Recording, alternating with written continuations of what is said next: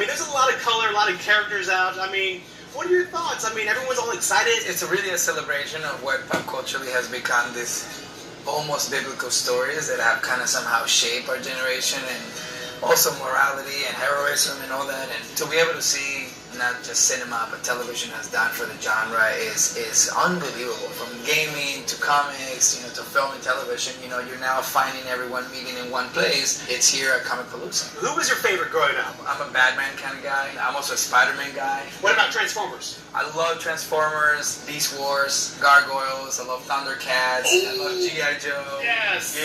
He-Man. Okay. She-Ra. She-Ra, She-Ra had a lot of boys watching, and people were while they were watching She-Ra. It's the only place like 9 in the morning that you can watch someone wearing a corset, whatever that she was wearing,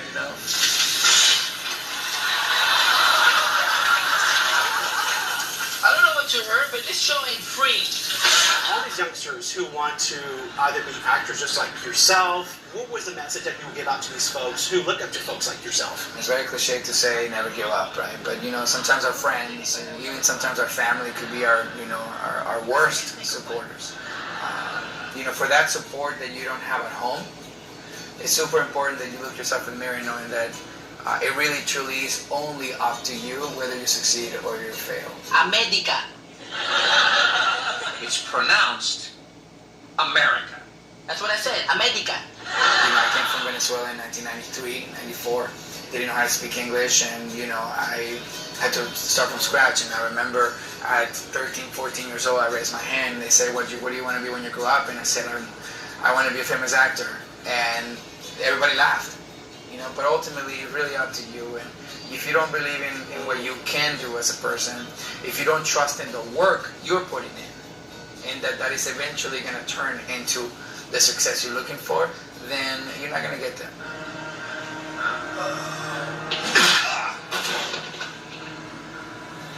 Special Agent Torres. Relax. We're on the same side. Are we? NCIS, CBS. What has that been like to be on that show?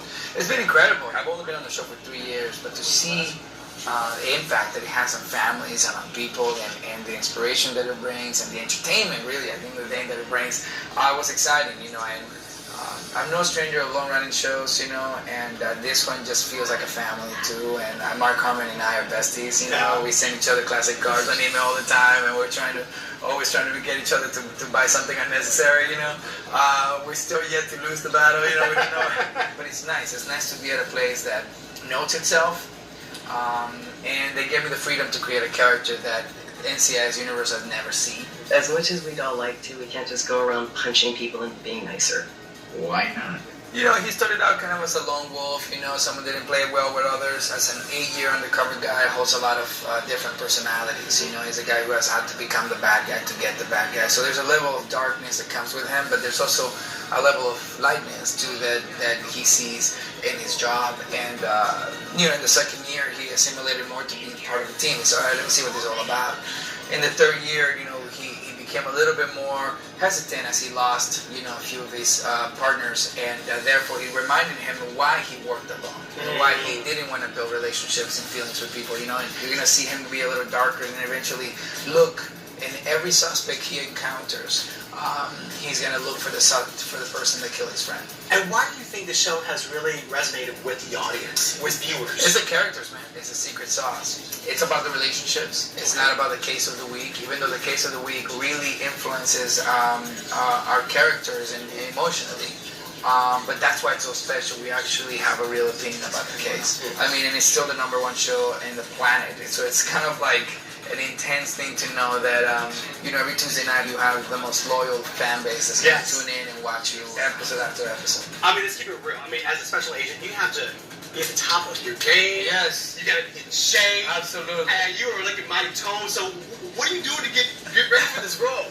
Oh man, I really turned it on a couple of years ago. I wanted to get some of those years back that I lost in my 20s, and some of you guys have been following me since 18. You know that I lost a few cat lives in my life. I do all my own stunts, right? So I do all the fight sequences, I do all the mixed martial arts stuff, and you can pull something when you're 39, and then the bounce back is not as quick, so I'm trying to really understand that. And Hey, so, I'm going to be 42 this month. Oh, so, good. you know, I get you, He's man. drinking the same water, fellas. He's drinking the same water.